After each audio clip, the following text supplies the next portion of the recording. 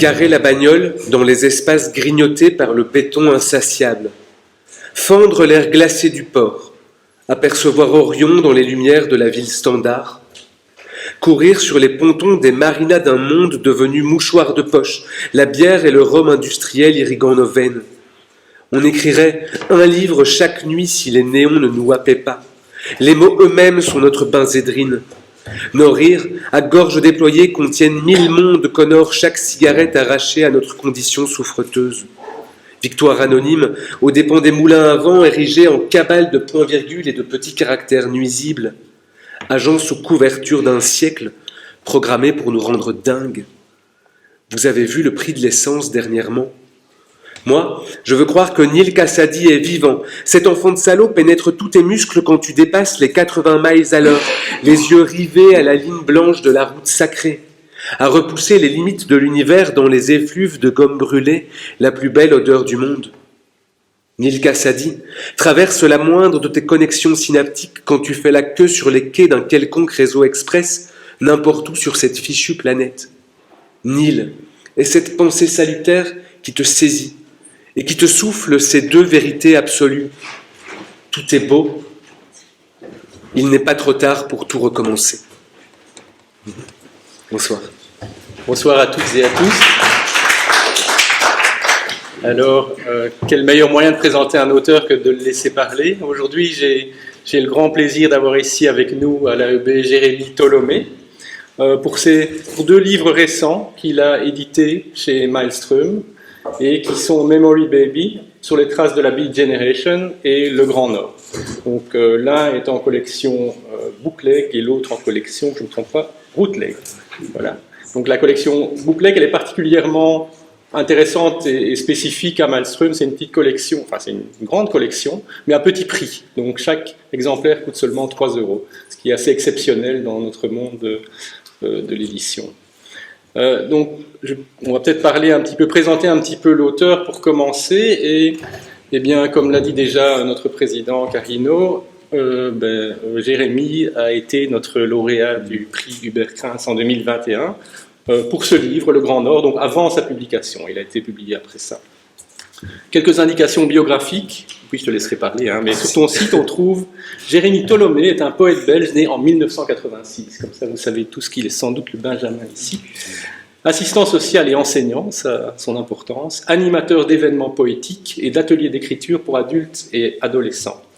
Donc, est-ce que tu peux peut-être en dire un peu plus, nous dire si ces choses font encore sens par rapport à ta personne aujourd'hui, je suppose, puisque c'est sur ton site web, et qu'est-ce que tu souhaiterais ajouter qui soit important par rapport à ta pratique ou par rapport ici à notre audience? C'est vrai que le curriculum vitae, c'est quelque chose d'un peu piégeux parce que les choses s'accumulent au fil des ans, et c'est vrai qu'il y a des identités qui ne sont peut-être plus celles que je porte, mais en l'occurrence, ça c'est vrai, c'est très important pour moi. Donc je suis poète, auteur, mais je suis aussi assistant social. Et ça a son importance pour l'écriture parce que, comme beaucoup ici, je pense que j'ai commencé à écrire quand j'étais très jeune, peut-être à l'adolescence. Quand j'avais 15-16 ans, je rentrais de l'école et je mettais quelques pensées sur papier. Moi, j'appelais ça des poèmes, je ne savais pas très bien si c'était des poèmes. Et, le premier poète que j'ai rencontré à l'école, dans ses écrits en tout cas, c'est Jacques Prévert, le recueil Paroles. C'était intéressant parce qu'à l'époque, le prof de français, qui était vraiment un très très bon prof, et je le remercie, nous a dit achetez Paroles, lisez-le, et il avait pointé quelques poèmes qu'on devait lire obligatoirement. Et moi en fait j'ai tout lu. J'ai vraiment adoré ce recueil, c'était mon premier recueil de poésie. Et donc vers mes 15-16 ans, 17 ans, j'écrivais de la poésie, mais que je laissais dans mon tiroir. Je savais même pas que la poésie pouvait encore s'éditer actuellement, je savais pas surtout qu'elle pouvait aussi se dire, donc sortir du livre pour être dite. Et pourtant mon oncle, c'est Vincent Tolomé, donc quelqu'un que vous connaissez peut-être, qui lui dit sa poésie depuis de nombreuses années. Mais donc je ne connaissais pas très bien à l'époque ce qu'il faisait vraiment en fait. Je savais que j'avais un oncle écrivain, mais je savais pas très bien, c'était un peu obscur pour moi cette pratique-là. Et en fait j'ai arrêté d'écrire quand j'ai commencé mes études d'assistant social à Cardaigne, à Louvain-la-Neuve, parce que j'étais pris par les études. C'était des écrits mais plus académiques, pas de la poésie. Et quand j'ai commencé à travailler à Charleroi aux alentours de 2014, quand j'ai rencontré des jeunes en décrochage scolaire, donc je suis assistant social et je bossais avec des jeunes en décrochage scolaire.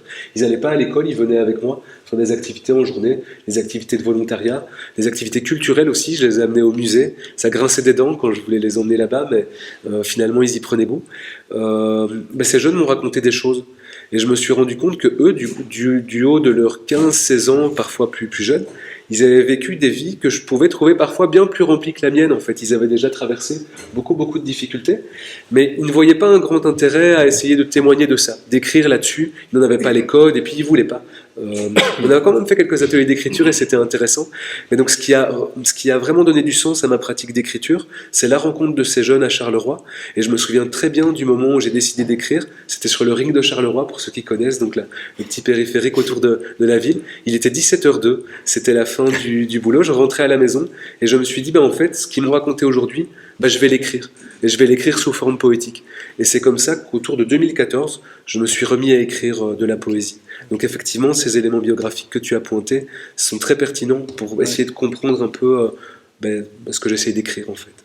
Et là, dans ce que tu dis, moi, il y a deux choses qui clignotent déjà. C'est d'un côté Charleroi, parce que c'est quand même important dans ton écriture, et de l'autre côté aussi la question de l'engagement par rapport à la poésie, puisque tu t'exprimes sous forme de poésie. Donc, est-ce que tu peux nous dire quelques mots de ça, et puis on ira plus dans les livres peut-être même. Charleroi, donc Jérémy Tholomé, poète Carolo, c'est quelque chose qui est arrivé un peu par hasard, parce que je vais vous dire un scoop. Je suis pas Carolo, moi je suis pas de Charleroi, pas du tout. Et donc en fait c'est une pièce rapportée. Moi à la base je viens de Limael, tout près de Wavre, donc dans le sud de Bruxelles, donc le Brabant wallon. Et puis c'est en travaillant du côté de Charleroi en AMO que j'ai commencé à développer cet ancrage Carolo. J'habitais à Anderlu en fait, pour ceux qui connaissent, tout près de Binche, entre Binche et la Louvière, et près de Charleroi donc. Et le côté Carolo c'est amusant parce que donc, une fois que j'ai commencé à écrire des poèmes en 2014, vers 2016 j'ai eu vent qu'on organisait des soirées slam à Charleroi, au centre culturel d'Éden. Et donc le slam, c'est cette forme de poésie qui vient d'Amérique, c'est une invention américaine, des années 80, du côté de Chicago. La personne qui a inventé le slam a dit il y a des règles simples, les textes doivent être lus par leurs auteurs et ils ne doivent pas excéder 3 minutes. Et donc des soirées slam se font encore actuellement à Charleroi. Et j'ai commencé sur scène, sur les soirées slam, à produire ce que j'avais écrit. Et lors de la première soirée, il y avait une bande de Liégeois qui était là, et parmi eux, il y avait Lisette Lombé, qui m'a beaucoup impressionné sur la façon corporelle qu'elle a d'interpréter ses textes. Tous les textes ne sont pas faits pour être corporalisés ou être dits à voix haute, mais en tout cas, chez Lisette, pour ces soirées slam, je me suis vraiment rendu compte que c'était un art à part entière et quelque chose qui devait se respecter et se travailler. Et donc, en fréquentant de plus en plus la soirée slam de Charleroi, les gens ont dit Jérémy, toi tu es Carolo. Et d'ailleurs les jeunes ne voulaient pas me croire quand je leur disais que j'étais wavrien. Ils voulaient voir ma carte d'identité. Ils disaient mais non, toi Jérémy, tu es Carolo. Et c'est chouette. Et donc je garde ça parce que finalement Charleroi est une ville que je fréquente quasiment de façon hebdomadaire. Mais donc, j'y suis souvent. Bon, l'oralité, c'est naturel chez toi, et aussi l'engagement dans ta poésie, parce que ça vient, c'est un peu comme ça que tu t'es remis à écrire, peut-être. Est-ce que tu peux peut-être élaborer un petit peu là-dessus? Et aussi, est-ce que la poésie doit être engagée, ou certains pensent que peut-être la poésie ne doit pas être engagée? Bon, c'est une question un peu bateau, mais toi, comment tu le vis? Moi, je vis ça de façon très sereine. Je pense que chacun peut voir dans la poésie et y mettre ce qu'il a envie d'y mettre. C'est vrai que mon premier bookleg, donc, ça s'intitule Rouge Charbon, c'est des textes engagés, assez bien politiques, et je ne les renie absolument pas. J'avais besoin de passer par là pour passer à la suite, mais c'est vrai qu'aujourd'hui je ne l'éditerai peut-être plus parce qu'il y avait un côté là-dedans un peu donneur de leçons que je veux plus trop revendiquer en fait. Moi je ne suis personne pour dire à qui que ce soit comment il doit vivre sa vie et comment le monde devrait tourner. Mais je pense que quand on a 30 ans, voire un peu moins, on doit passer par là aussi parfois. Enfin, en tout cas moi c'était mon chemin. J'avais besoin de cette poésie dite engagée, mais c'est une étiquette que j'essaye du coup de décoller. Je pense qu'il reste beaucoup, et même dans le Grand Nord et dans Mémorie Web très certainement, de l'engagement, mais c'est plus en filigrane. Et, on sent une évolution dans ta pratique, entre Rouge Charbon le premier, La Fabrique à Cercueil qui était le second, qui était quand même aussi fort engagé, mais déjà il y avait autre chose. Oui. Et puis après, Memory Baby, c'est peut-être un projet un petit peu particulier à mettre de côté, et Le Grand Nord, le tout dernier. On peut peut-être aller vers Memory Baby, justement, qui est en réalité une collaboration de Jérémy Tolomé et Adam Andes, que vous connaissez peut-être, et Adam Andes qui performe aussi beaucoup, qui passe aussi très fort par l'oralité. Bon, je la connais assez bien aussi, et je m'ai un peu expliqué comment elle travaillait. L'oralité fait partie de la création, du processus de création pour elle aussi. Est-ce que tu peux nous parler un petit peu de la genèse de ce projet? Pourquoi sur les traces de la Beat Generation maintenant, par exemple? Et voilà, quel est ton lien avec la Beat Generation et pourquoi vous revendiquez de la Beat Generation, peut-être, toi et Ada? Je ne sais pas si on se revendique, en tout cas le très prestigieux site rouen.fr nous a fait l'honneur de dire que Ada et moi faisions partie de la Beat Generation. Je me suis dit, là c'est bon, ma carrière peut s'arrêter, c'est noté. C'est pour l'anecdote et la blague, mais Ada et moi on s'est rencontrés en 2021 pendant le festival Maelstrom à Bruxelles. Il se trouve qu'avec les restrictions Covid et autres, et pandémie et toutes ces joyeusetés, c'était la seule artiste étrangère à être présente. Et c'est vrai qu'elle m'a très vite impressionné sur scène quand elle dit ses textes. C'est très très beau, elle a une façon que je trouve magnifique d'interpréter ses textes et de les donner à entendre sur scène. Et on est directement devenus amis.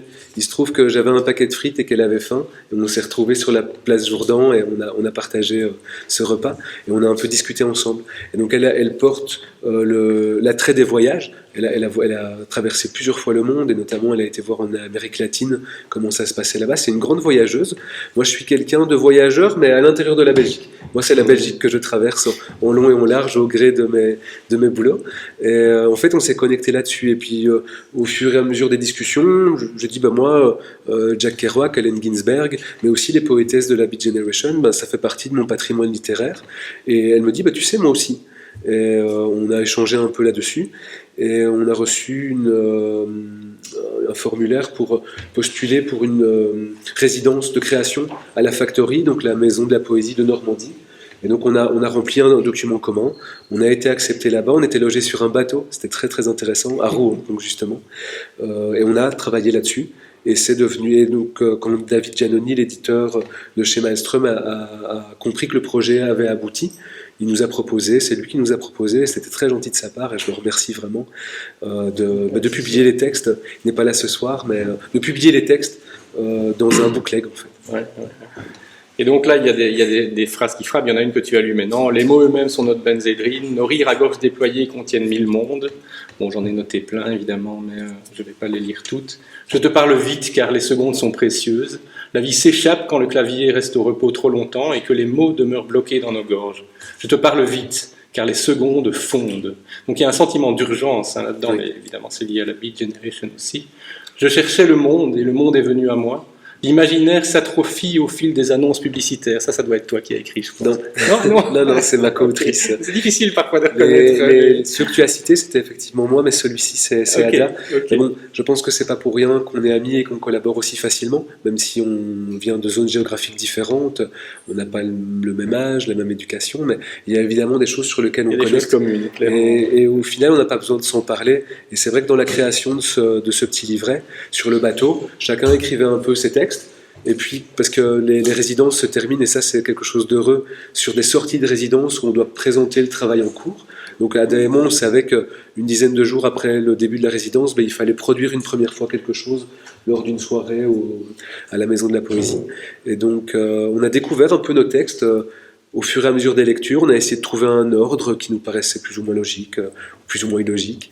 Et c'est un texte que vous avez présenté, que vous avez performé au Poétique Bazar, si Poétique Bazar, et vous allez encore le faire ou... On aimerait bien, donc si vous avez envie de nous programmer dans vos salles de spectacle, on peut le faire. Et c'est taillé pour la scène. Enfin, moi, je vous ai entendu le faire en public, en tout cas en partie au Poétique Bazar. C'est taillé pour la scène, mais on ne fait pas de concessions sur tout ce qui est mise en page et passage à l'écrit. Donc c'est pas gratuit, il y a vraiment un vrai travail, en tout cas de notre part, sur la mise en page. Et je tiens à dire que vraiment on a tout fait dans ce livre, à part peut-être l'imprimer. C'est l'excellent Fabien Di Maria qui a imprimé, mais à Daemon on a fait la mise en page du recueil également. Donc on a fait ça cet été, on s'est retrouvés dans le sud de la France pour faire de la mise en page. Ça c'est quelque chose que je fais depuis 1 an et demi pour les éditions Maelstrom, tout à fait bénévolement, juste dans le plaisir de la rencontre des auteurs et de la création de leurs livres. Donc j'ai appris la mise en page. Et donc j'ai quelques ouvrages à mon actif aussi en termes de mise en page. Alors sur ton site, on dit aussi, il écrit des textes adaptés à l'oralité en claquant les mots comme Charles Bronson jouait du flingue et de l'harmonica dans un western spaghetti. C'est pas faux, ici dans ce texte, c'est vraiment des phrases qui claquent, des mots qui claquent. Et donc il y a beaucoup d'énergie et il y a clairement une filiation avec la Beat Generation, Kerouac, Ginsberg, le Hall de Ginsberg. Alors je ne sais pas si tout le monde connaît la Beat Generation ici, les grands poètes américains des années 50-60, Ginsberg, Kerouac, Burroughs, avant lui. Mais ce qui est intéressant sur ce que tu dis là-dessus, sur le fait qu'ils ont changé l'art, ils ont changé la société, et quelque part dans l'école qui m'emploie, l'école Cardaigne à Louvain-la-Neuve, donc la ELA, où je forme maintenant les futurs assistants sociaux, et on dit à ces gens qu'ils doivent être des acteurs de changement. Et donc quelque part, la Beat Generation a changé la société américaine, et après il y a eu des rebonds en Europe et chez nous, mais du coup je me retrouve doublement là-dedans, de par mon métier d'assistant social, et de par mes engagements et la poésie. Donc, en fait, tout ça pour moi est très logique. Peut-être que pour vous, ça ne l'est pas, et on en discutera si vous voulez. Au fond, c'est un projet, excuse-moi de t'interrompre, c'est un projet qui est depuis longtemps dans la poésie. Quand on écoute Arthur Rimbaud, changer le monde, c'est pas changer, bon, voilà. Et d'ailleurs, les Beats se revendiquaient aussi en partie de poètes comme Rimbaud. Donc, il y a quand même une filiation dans toute cette création poétique. Où il y a vraiment une vocation peut-être extrêmement ambitieuse, mais en tout cas, il faut avoir de l'ambition, hein, sinon ça ne vaut pas la peine d'écrire, je crois.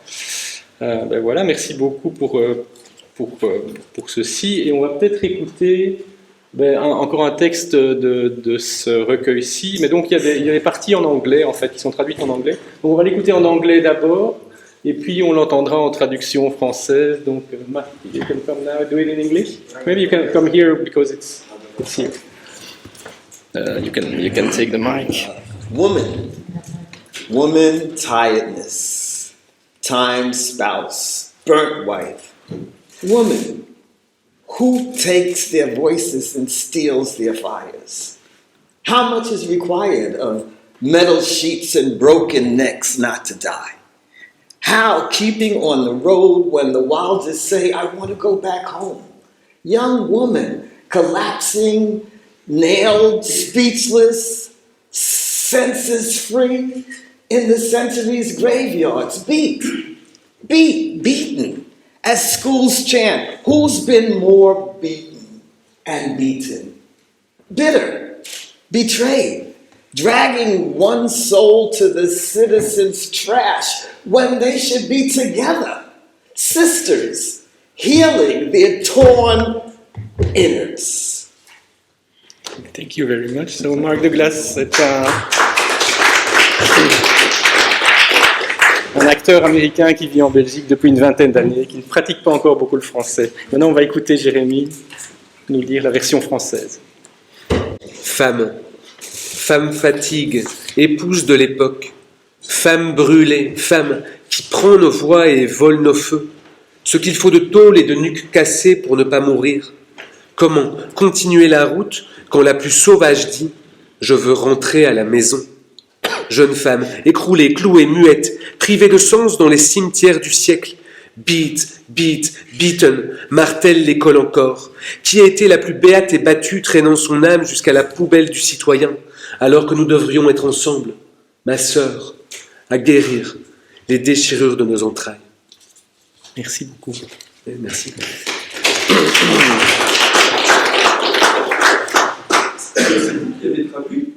Donc en fait, pour la petite histoire, et je le lis avec grand plaisir, c'est un texte qui a été écrit par Ada, par ma co-autrice.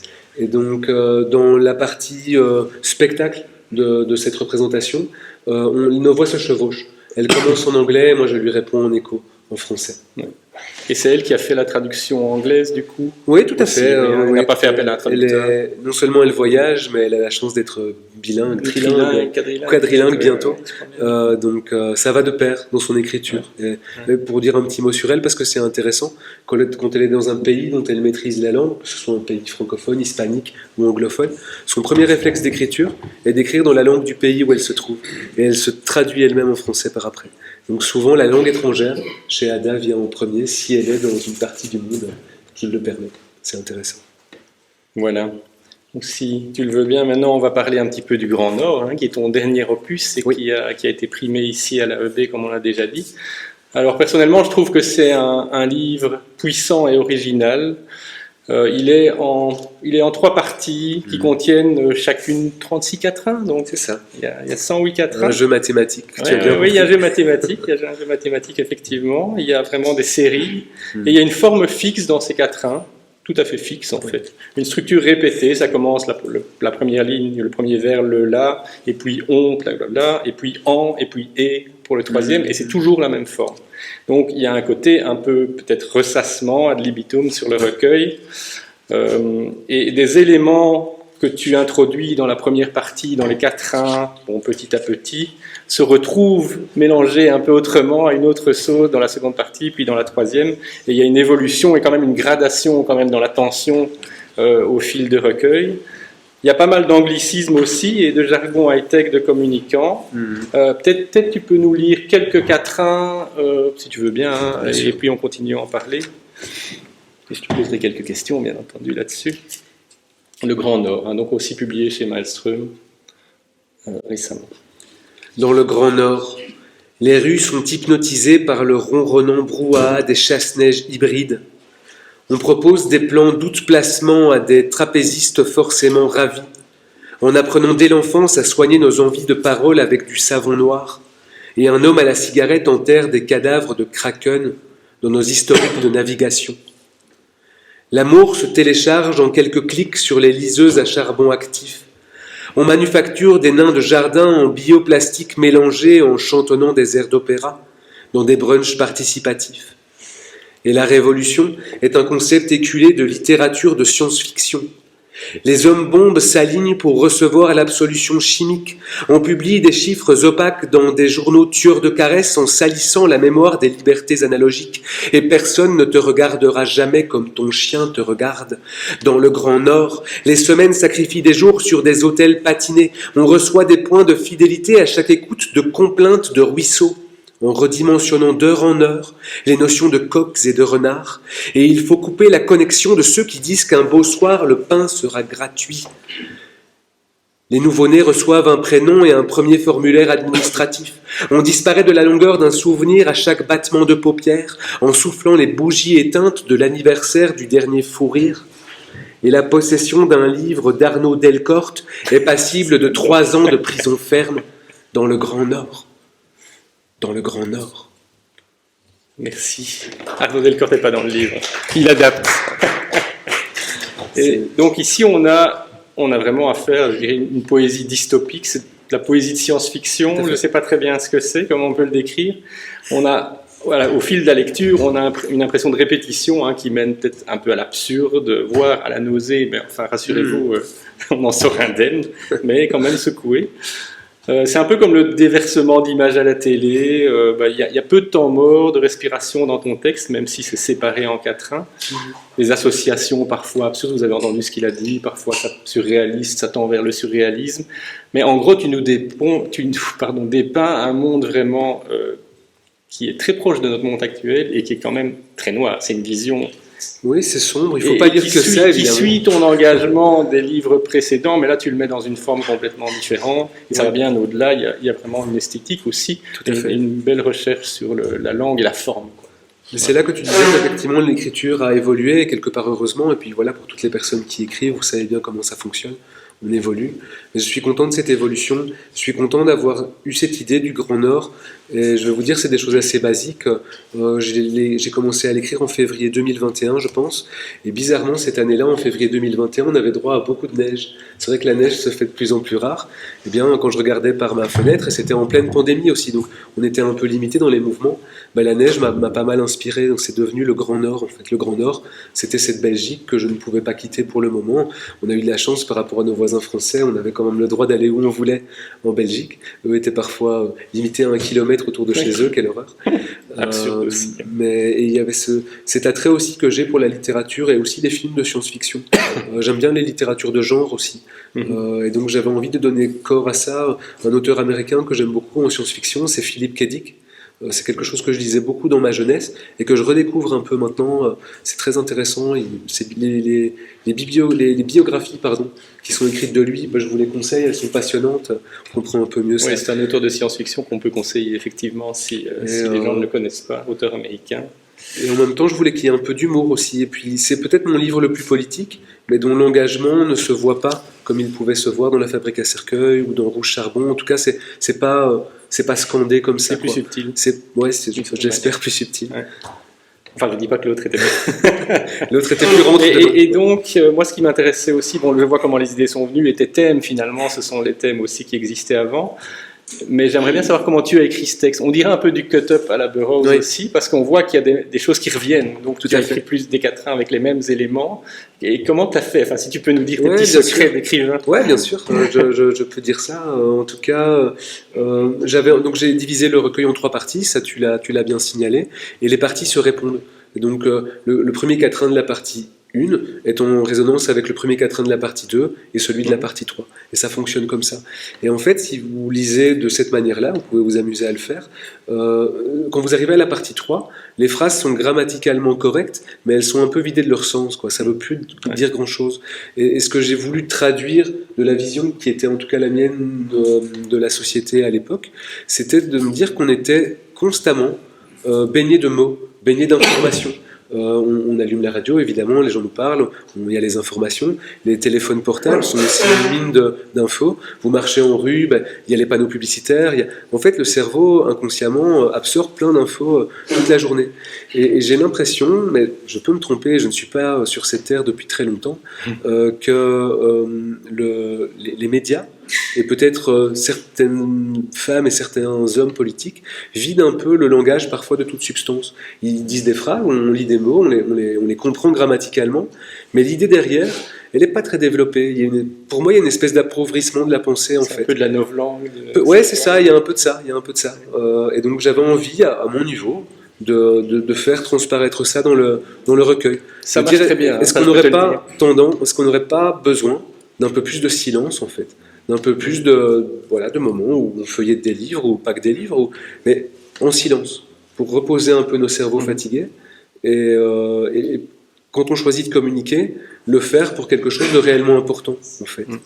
Voilà. Maintenant, on peut trouver évidemment un objectif idéologique ou politique derrière le fait d'utiliser, de manipuler la langue, et c'est un peu ça qui est la question aussi dans chacun poursuit ses propres objectifs par ta poésie, et les thèmes, vous l'avez entendu, il y a l'hyperconsommation, développement technologique à outrance, aliénation des travailleurs, consommateurs, saccage de la terre et des espèces vivantes. Le Grand Nord, il y a aussi le vivant dans tout ça, on n'a pas parlé, l'écologie, tout ce qui a, tous des sujets qui nous préoccupent aujourd'hui.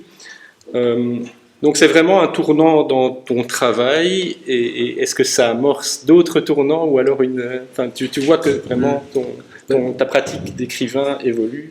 Et oui, tout à fait. À l'âge que tu as, c'est assez intéressant parce que tu as déjà pas mal évolué ou changé. Je me suis amusé. C'est pas un jugement de valeur, mais je me suis amusé, quoi. C'est vrai qu'en poésie, je pense que la place de l'amusement, du plaisir, doit être présente, parce que voilà, la poésie, ça reste quand même quelque chose de confidentiel.